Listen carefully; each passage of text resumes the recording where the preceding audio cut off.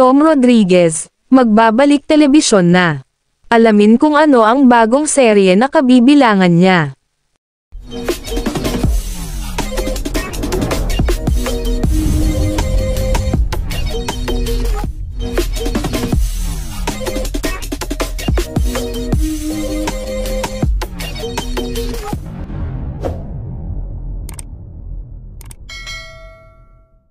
Makalipas ang 2 taong pagpapahinga sa telebisyon, ay muli nang magbabalik teleserye ang aktor na si Tom Rodriguez. Matatandaang, matapos silang ikasal ng aktres na si Carla Abellana, noong October year 2021, ay pumutok ang balitang hiwalay na agad silang mag-asawa, pagpasok ng taong January 2022.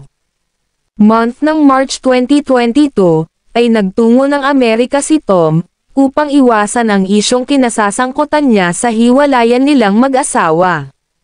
Hanggang sa nag-file na sila ng annulment.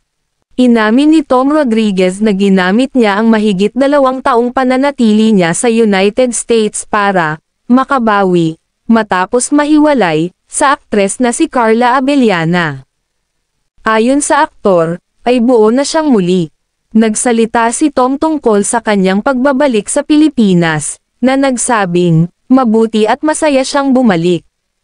Matatandaang, sa panayam noong February 2023, sinabi ni Carla, na nagsampa na siya ng petisyon sa Korte ng Pilipinas para kilalanin ang divorce kay Tom. Mula nang nagbalik Pinas siya, hindi pa nagkikita or nagkausap ang dating mag-asawa.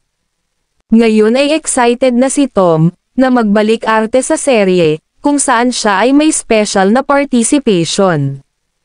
Nagpost ang aktor sa kanyang social media ng kanyang litrato, kasama ang aktres na si Jo Berry, na gumaganap bilang Lilet Matias. Ayon sa post nito, so honored to be part of Lilet Matias, attorney at law. And to finally working with Jo Berry.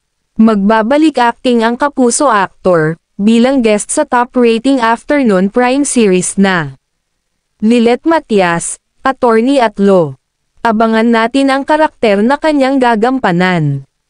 Ano ang masasabi nyo dito mga ka-chismokes? Just comment down below. Please don't forget to click like and subscribe, para updated kayo sa mga showbiz at entertainment happenings.